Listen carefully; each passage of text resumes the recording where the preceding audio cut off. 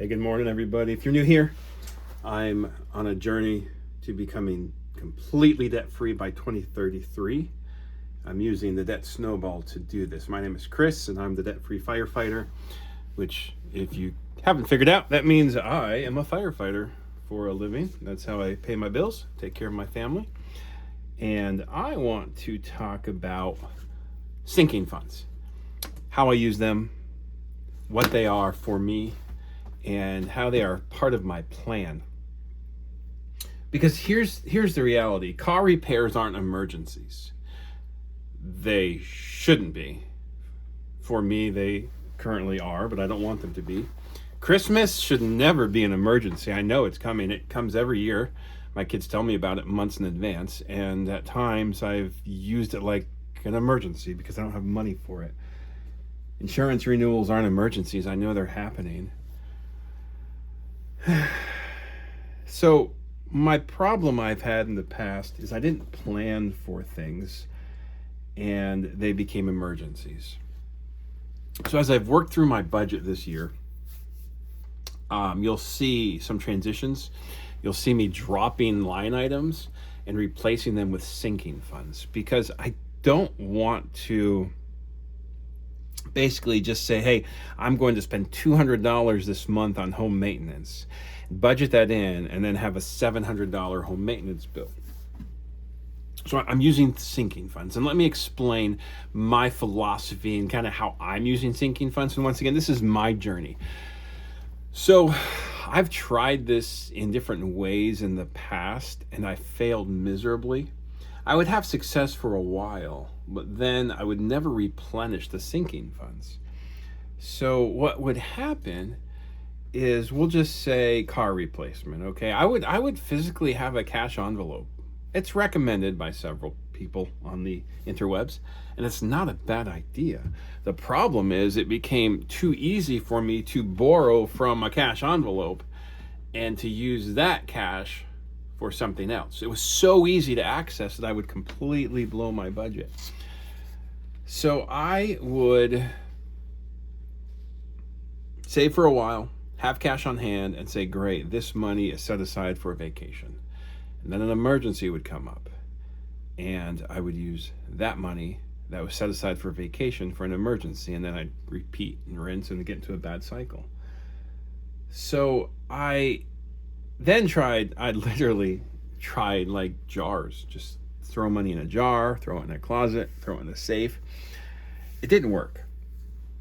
What I am now doing is putting my money in different bank accounts. And I know that seems like a lot of work. It's really not, because over the years, I've opened several different bank accounts, and even in these bank accounts, I have different options to move money to sub-accounts, so to speak.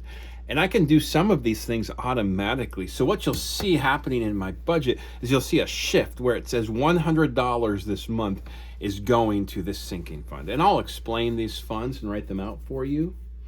So a sinking fund is, very simply, money I set aside for monthly expenses I know are coming. If it's predictable, it's not an emergency. And even in that means my emergency fund is a sinking fund, because I can predict that an emergency at some point will happen. So I just want to have a little bit of a buffer. So the emergency fund is as a buffer sinking fund. So what I'm doing this year is, instead of being surprised and reaching for a credit card, I'm preparing. I'm planning. So what I'd like to do is work through most of the categories of my sinking fund and even list out some goals I have. And the reason I want to list out goals is because I don't want to become stagnant and say, hey, I've got $500, I'm good to go. The thing with sinking funds is they will be emptied at some point, and they will need to be replenished. But this is all fitting into my larger plan as far as my debt payoff journey. All right, so there's different ways and different examples of sinking funds. So let's talk about a few of them, and I will talk about the ones I use. You can have a sinking fund money set aside for vehicles, for home, for family, for annual bills such as insurance renewals. You can calculate those by taking the yearly cost, dividing it by 12, and that's what you set aside monthly. Okay, so example, if Christmas costs $1,200 per year, that's $100 per month. All right, simple math with zero stress. Because most people, this is why it's important, most people call predictable expenses emergencies. I've done it. It's a predictable expense, but it's an emergency. My car will need tires, not an emergency. And in the past, I've swiped a card. And then I've said, well, the system doesn't work. The system works. My planning is what's missing. So we're going to plan better. That is what I'm going to do. Emergency fund, sinking fund.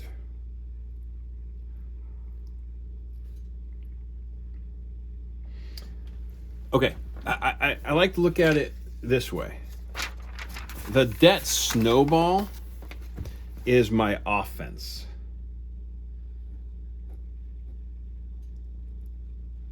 My sinking funds are defense. And what I've realized over the years is I need both if I want momentum to last. Because as I get the snowball rolling, the offense rolling, I will have things that come up and I've got to keep the momentum rolling. Otherwise, I borrow from the snowball and then I slow the snowball down and it doesn't keep going. And then I have to get it going again, right?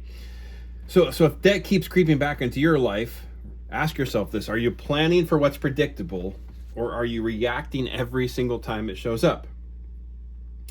Here's the hard part for me about sinking funds. It's not flashy, it's not exciting, but it creates stability.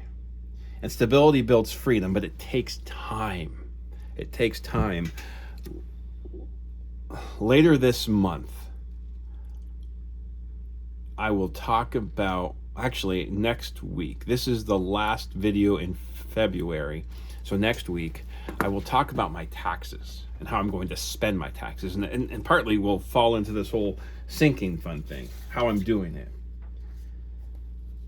All right, so I'm going to stop calling predictable expenses emergencies. That's what I'm doing with my sinking funds. So let's look at my sinking funds in my plan. Once again, my plan, right? If you haven't liked and subscribed or followed any of the other videos, my plan is all written out. I'm sharing these things with you. Here's what we're doing. First of all, emergency fund. I have a goal to do the whole $1,000 emergency fund thing that's recommended by, well, like Dave Ramsey and many others actually. And then I have a goal of doing an emergency fund that's 3 to 6 months of expenses. Here's what I'd really like to see happen. I would like to get my emergency fund funded up to $15,000. Now, this is just an emergency fund. We'll say it's a little bit flexible. Emergency fund, okay? So in January of every year, I need to reevaluate and need to figure out what my 3-month expenses are, because that will change. But I'm looking at $15,000 by April of 2029. Okay, don't ask how I got the math. That's a whole nother video. But my sinking funds, emergency fund, $1,000 to start with by April of 2029. Guys, I think I have now $116 in there. No, I'm sorry. I have about $90 right now in my emergency fund. That's better than zero. I'll take it. Gotta start somewhere. I would then like to have, we'll call it family fun, vacation, going out to eat, just things for my wife and kids and I. $1,000 in there. Now, how am I going to get these sinking funds rolling if my budget's tight? Couple ways. I'm going to budget some of it in and cut expenses elsewhere, and I'm going to work a little bit extra to try to get these numbers where they need to be. My goal is $1,000. $1,000 will fund a vacation for us. We don't go on super expensive, elaborate vacations. If we do, then I'll have to start a whole separate fund for that, okay? Family fund. What's my goal for family fund? I'd like to hit it by November of this year, 2026. Vehicle replacement. Vehicle replacement. I have 3 vehicles. My wife's van, which is not paid off. My car, which is paid off. And then we have a backup vehicle, which needs repairs right now, but the plan for that is to use that for my teenage driver, soon to be, and as a backup vehicle, because my problem is if one of my vehicles breaks down, I have a hard time earning income because I can't get to work without using the other vehicle, and that just hinders life a lot. So I have this completely paid off 2015 Jeep Patriot. It's just a no frills vehicle. But one day, my car or my wife's van will need to be replaced. So by 2030, I would like to have $12,000 in there. Why 2030? Well, I think my car will make it until 2030. And what I would like to have happen is by 2030, I'd be able to buy a used vehicle for $12,000. Do I need more? I'll reevaluate, right? Once I hit this goal, I'm going to evaluate all my vehicles to see what my next goal is. And I may consider a push to 20,000. I don't know. But these are just sinking funds that work well for me. All right. Home maintenance. Home maintenance. I will have a video on all my home maintenance needs in the next 5 years. What I know is coming, what I think is coming. I have a goal to keep $5,000 in here. Will that be enough to fix everything in my house? No, it will not. Because the goal is that I'm saving as I'm fixing. So once I hit a certain amount, I'd like to be able to take 50% of that and work on a project, right? So once I hit $1,000, I'd like to say, okay, I am safe to take 500 to do a project. This is going to be the toughest one for me, in all honesty. I have a lot of projects around my house. Home maintenance. My goal is $5,000. I don't really know when I'll hit that goal, just looking at what I need to fix around my house. But there we go. You got to have a goal. Right now, you're going to love it. I've got $82 in there. Man, I'm rocking it, right? Okay. I have vehicle maintenance in about 2 hours. I can't spell vehicle. I can't spell maintenance. I can't spell anymore. In about 2 hours, I'm taking my car to the shop to have a rim replaced. I just nailed it last week on a pothole, late last week. Put a huge dent in the rim, and I can't function for too long on that. So my long-term goal from vehicle maintenance is $1,500. That would cover brakes, that would cover radiator, that would cover a hit on each vehicle. At the moment, I have about 180, and I'm spending $177 on that rim. Yay. Christmas fund. Never in my life have I started saving for Christmas in February. I'm doing it. Got $35 in there right now. What is my goal for my Christmas fund? To be determined, in all honesty. I need to talk to my wife about this. We use Christmas as an opportunity to get extra clothes my kids might need, to take care of a few other things. So it's not necessarily just like, hey, here's a game for your computer. Very rarely is it that. So Christmas fund this year, to be determined what we need. That's not just for my family, that's for giving for everybody. So this one, you'll see, I'll give a big bump in this one later on this year. I also am planning to have a family cash fund. I'm not going to tell you where I'm going to put it. I'm not even going to tell you the amount I want. But what I've discovered sometimes is the way my sinking fund plan works is I have separate bank accounts. So I may need to move money from one account to another. What I'd like to do is have my own cash on hand. So then I can just spend that $30 on an emergency or a car repair and then move the money and take it out of a bank account. The thing is, I'm not going to use this cash unless I have the money in the bank. That's how this one's working. I've messed this up many times in the future with envelopes and with jars and with all sorts of stuff.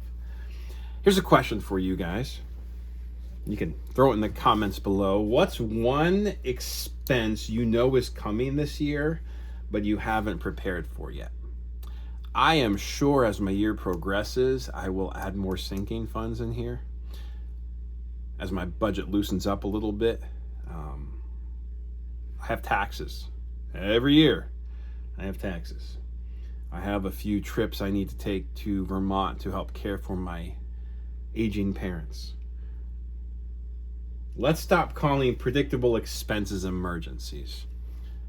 You guys have yourselves a great day, a great week. Thank you so much for following along in my journey to debt freedom. Cash ready for life's needs. That's where I'm heading, guys. Have a great day.